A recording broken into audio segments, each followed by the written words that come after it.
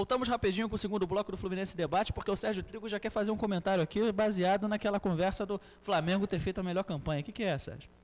Não, o aluno que vai melhor, ele passa de ano direto, entra de férias primeiro, né? Por isso, já estão de férias há um mês, né? Rapaz. Olha a Deve maldade. Quem tem boca fala o que quer, né? E o imbecil quebra a boca numa rádio para falar isso, só pode estar de brincadeira, é um fanfarrão, um manezão. Nesse momento, Sérgio Trigo redime todos os tricolores que tem que ouvir o nosso amado Renato Maurício Prado comentando e rindo debochadamente no Sport TV. Agora o Sérgio teve o seu momento de dar uma provocadinha no Renato Maurício Prado, né, Sérgio? Enfim, voltando ao Fluminense e Botafogo, que é o assunto que todo mundo está aqui ansioso para escutar os nossos ilustres comentaristas debatendo.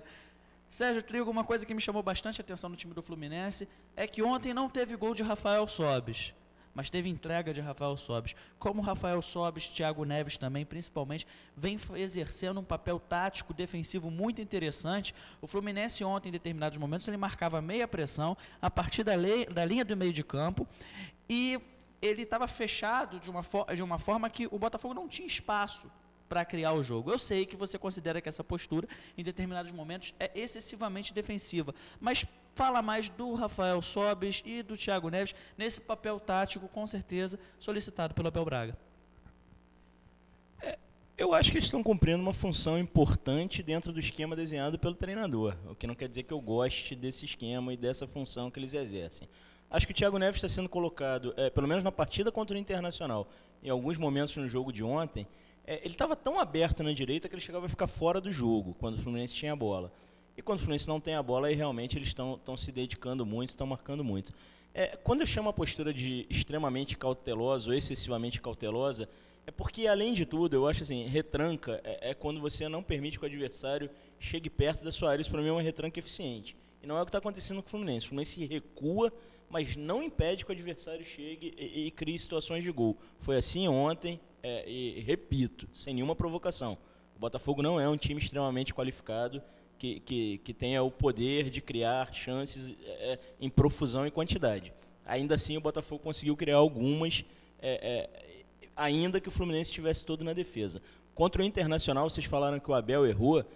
Eu, se sou dirigente do Internacional, aquele treinador ia embora na quinta-feira, porque o Fluminense deu todo o campo para o Internacional e o cara resolveu tirar todos os homens de meio para ficar alçando bola para os grandalhões na área. Aí facilitou o trabalho da defesa do Fluminense. O Leandro Eusébio e o Gum fizeram um partidaço na quarta-feira.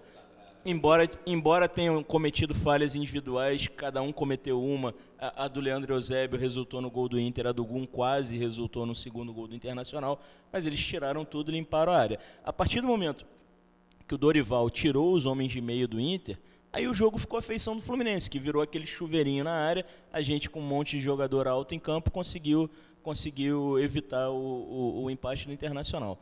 Mas eu não gosto da postura, eu não gosto da forma como o esquema está desenhado, não. Eu gostaria de ver o Rafael Sobis, o Thiago Neves jogando um pouco mais para frente, até quando o Fluminense tem a bola, num outro tipo de função. Mas entendo que é isso que o treinador está pedindo, está dando certo. Então, tomara que dê certo sempre. Eu não estou aqui para gostar ou desgostar, eu quero comemorar. Se o Fluminense estiver ganhando, para mim está tudo bem. Olha que interessante, Pedro. Enquanto o Sérgio falou que a defesa do Fluminense fez até um bom papel no jogo do Internacional, eu ressalto que, mais ou menos, na minha opinião, claro, respeito à sua, que o primeiro tempo a nossa zaga deu umas pichotadas ali. Estou de pleno acordo, a gente não está discordando em nada. Eu acho que no primeiro tempo daquela partida, e eu comentei isso aqui, os zagueiros falharam. Eu acho que o problema maior do Fluminense não é a atuação individual, é posicionamento. A atuação individual, para mim, hoje eu só vejo um jogador, fora a minha implicância com o Anderson, que é um zagueiro fraco. Ontem, mesmo jogando bem, ele conseguiu falhar e deixar uma bola lá. Mas quase fez uma jogada ali histórica. Não, foi trombando aos trancos e barrancos. Beleza, ia ser legal pra caramba, ia comemorar a beça. Mas ele ontem não jogou mal, mas consegue dar uma pichotada. Pra mim, jogando mal no Fluminense, que não justifica a escalação, que não justifica a permanência no clube, é o lateral direito. Esse jogador, pra mim, é uma piada ter esse Bruno no time do Fluminense. Falar que o cara é o substituto do Mariano, que o Fluminense repôs a perda do Mariano à altura, é uma piada de mau gosto. Não acerta nada ofensivamente, se limita a defender mal, não acho que faça um grande trabalho defensivo. A bola que o Jean está jogando, ele não pode mais sair do time. Isso que eu ia falar. E se for para o Diguinho voltar, que se desloque o Jean para a direita. Porque o Bruno, mais uma vez ontem, mais uma atuação pífia, ridícula, não produz nada, não chega na frente, e aí eu vejo a torcida criticar o Carlinhos. O Carlinhos chega à frente toda hora, o Carlinhos erra, acerta, é atabalhoado, tem aquele jeito dele meio baiano, meio preguiçoso, mas ele participa do jogo, ele vai à frente, ele tabela, ele constrói uma jogada. Contra o Inter ele fez, deu um bom chute a gol, mais uma vez ontem ele esteve bem. Eu estou falando demais, né? Vocês estão me olhando. Não, eu tô aqui aprendendo com o professor. Desculpa, gente. Sérgio Trigo Braga, tô aprendendo bastante. Mas eu tô vendo aqui, só preocupado porque o Pedro Leme está aqui quietinho, tá só olhando, só observando, tá falando, pô, quando vai chegar a minha hora de falar? Chegou, Pedro, fala aí. Já que o Sérgio puxou o assunto, o Jean realmente chegou para ficar? O Diguinho não volta para esse time titular do Fluminense? O Jean hoje realmente, eu acho que é uma unanimidade. Quem viu os últimos jogos do Fluminense, o Jean é titular, né? Seja no meio, seja na lateral. Eu concordo com o que o Trigo falou. Hoje o Jean deveria ser o titular da lateral direita. O Bruno, contra o Inter, estava bem nervoso. Você via que ele não tinha confiança de chegar na linha de fundo. Faltava força para ele na marcação. E é curioso, né? No bloco passado você me perguntou do Carlinhos, né? Eu falei que eu pego no pé do Carlinhos. E eu percebo que a torcida tem implicância com o Carlinhos, talvez por estar mais tempo no clube, e o pessoal passa a mão na cabeça do Bruno, acho que tem um pouco de peninha dele, acho que o pessoal, tadinho, veio do Figueirense, não importa, o moleque está defendendo a cabeça do Fluminense, não importa se ele tem 12, 15, 20 anos, não interessa. Eu acho que hoje o Jean é titular ou no meio de campo ou na lateral. Eu acho que, em função dos volantes que o Fluminense tem, eu acho que o Jean teria que ser o titular na lateral direita e o Bruno esquentar um banquinho, né? Mas, Pedro, você me permite fazer um contraponto? Vamos lá. Em relação ao Bruno, eu até estou de acordo com vocês. O Bruno, ele não é o lateral direito dos nossos sonhos. O Fluminense perde com o Mariano, porque o Mariano, sim, vinha tendo um desempenho muito bom, embora a gente ainda reclamasse do Mariano. Não tem jeito, torcedor é assim, vai reclamar mesmo. Mas eu imagino o seguinte, o Bruno, mal ou bem, ele ainda vem crescendo, vem evoluindo, vem melhorando nos jogos. Eu, pelo menos, tenho essa observação. E quem a gente contrataria no mercado lateral direito para o lugar do Bruno que fosse realmente repor a altura, no caso não a altura, com melhor eficiência do que o Bruno faz hoje? Eu realmente tenho dificuldade de enxergar. Existe uma carência nas laterais, vide a seleção brasileira, né? Para dizer que Daniel Alves é o melhor lateral do mundo é uma piada, mas enfim. Há uma dificuldade de ter lateral direito e esquerdo, tanto que o Carlinhos, na minha opinião, vai ser titular por um bom tempo, porque não tem ninguém no mercado. Na direita, idem. Mas a gente tem o Jean. Hoje a gente tem o Jean. Hoje o titular seria o Jean. Talvez o Bruno, para compor um elenco de Campeonato Brasileiro, eu acho que o Sérgio, acho que nem para isso ele serve. Mas na minha opinião, para isso ele serve. Mas seria o Jean realmente titular e o Bruno compor o elenco mesmo, né? É isso mesmo, Sérgio? Para compor o elenco, acho até que para ser um terceiro reserva ali, tá? Não, tô brincando. Eu acho que para compor o elenco, a gente pode ter um jogador igual o Bruno, mas para ser titular é muito pouco. E no mercado tem um lateral direito bom lá na França, no Bordeaux, né? Mariano, que é um lateral direito bom. Não está no mercado, né? Não está no mercado. Olha, eu acho que essa questão de quem está no mercado, o Fluminense tem poderio financeiro para contratar jogadores que estão em outros clubes. Foi assim em algumas ocasiões, em algumas oportunidades. O Fluminense gasta dinheiro com um monte de gente. Parece que está aliviando a folha, né? O Araújo está saindo para o Náutico, o Márcio Rosário saiu para o Náutico, o Souza saiu. Todos esses jogadores tinham um salário razoável, pelo menos o Souza e o Araújo. A gente sabe que tinha um salário bastante razoável em termos de mercado. Eu acho que dá para trazer um lateralzinho direito que cumpra melhor aquela função.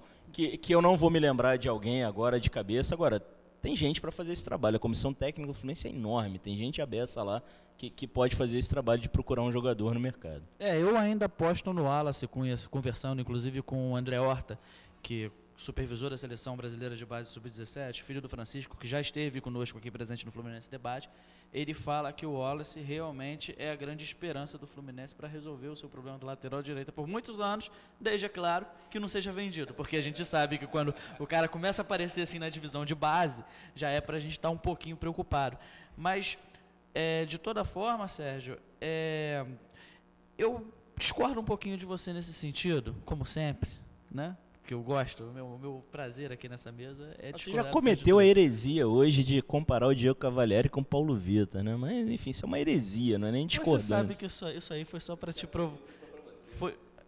Foi para te provocar. O Pedro está lembrando aqui na mesa. Isso foi para te provocar. Você sabe Mas discordar é saudável, discordando que a gente aprende. Exatamente. Qual é a questão? Quando você fala que o Fluminense teria um poderio para contratar, de fato tem. O Fluminense tem hoje um patrocinador que investe em salários de jogadores elevados. Entretanto, esse mesmo patrocinador não contrata com dinheiro o jogador que esteja com o valor fixo, que esteja com outro clube, enfim, pertença a outro clube que ele teria que pagar a multa rescisória. Pagar 7 milhões, 8 milhões, isso aí a Unimed não faz. Até porque ela traz o jogador pagando um salário, que seria o direito de imagem, o jogador está livre no mercado, ele vem para o Fluminense e quando ele assina com o Fluminense, mais de 50% dele, normalmente, isso aqui a gente já falou várias vezes, ele pertence à Unimed. Ele acaba sendo o quê? Tem um valor de troca. A Unimed traz, mas quando vende, ela recupera esse valor investido.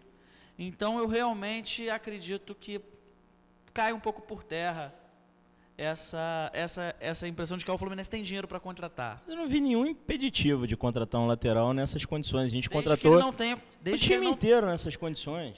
Mas desde que ele não tenha... Desde que ele não esteja empregado, vinculado a um clube.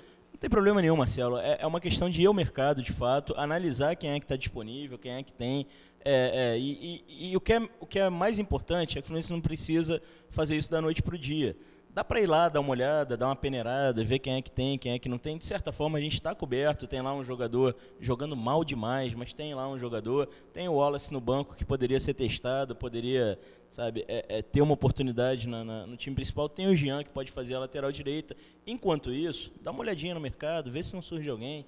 Sabe, dá uma olhada na Libertadores, ver quem é que tem um lateralzinho com o Caratio aí que possa vir e fazer as funções.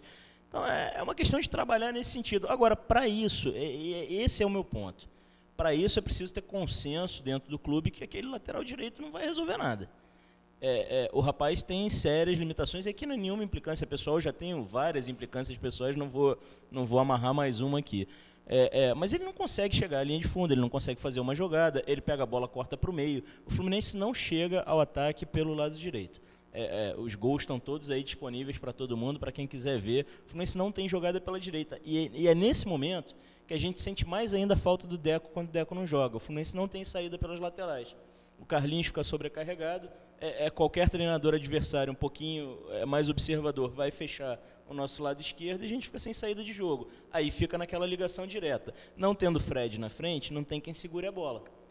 E aí fica aquele bate e volta da defesa para o ataque. O Fluminense não consegue reter a bola, não consegue armar a jogada. Então, por isso a minha preocupação com as laterais, que eu acho que nesse futebol moderno, os laterais são extremamente importantes.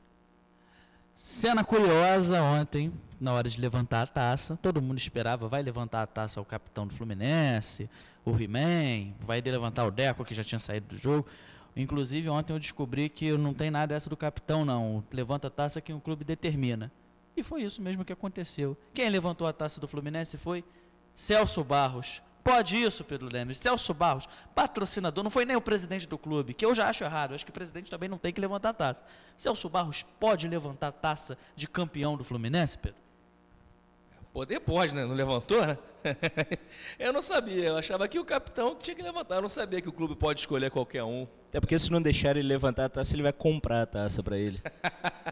Olha, eu não sabia. É meio feio. Eu acho que seria mais esportivo realmente ser o capitão. Se o Fred não estivesse lá, era o Thiago Neves que acabou com a abraçadeira de capitão. O Thiago levantasse, né? Agora, aproveitando esse gancho aí, chovendo molhado, mas tem que falar mal daquele estádio. Aquele engenhão é ridículo, é uma pocilga. São 4 cantos que eram para ter 4 telões, só tem 2 funcionando e meia boca, cheio de falha. Sabe aquele joguinho de Atari com os quadradinhos? Para começar, a porcaria lá na transmissão virou o pódio de frente para a televisão. Ou seja, para frente do Botafogo que não tinha mais ninguém. Isso é ridículo, né? É ridículo. A gente ficou de costas, botaram um tapume com jabá, com aquele monte de propaganda, um tapume branco. Em vez de botar um transparente, um vidrinho, não, botou uma mureta branca, a torcida inteira não viu porra nenhuma. Depois, na hora que eu fui olhar para o telão era pequeno, cheio de falha. Quer dizer, é complicado, né? é uma subversão, porque você vê só, o torcedor paga o seu ingresso, vai lá para poder estar acompanhando o time no gramado, está gastando dinheiro, e na hora de levantar a taça, de fazer a festa, os jogadores estão virados para a TV, estão virados para a imprensa. Enquanto isso, estamos todos nós estávamos lá no estádio, todos nós lá gritando, é campeão, sem saber se já levantou a taça. É uma falta de bom senso, que eu vou te falar só, mas a gente volta para falar de Libertadores daqui a pouco, porque quinta-feira tem uma batalha na Bombonera.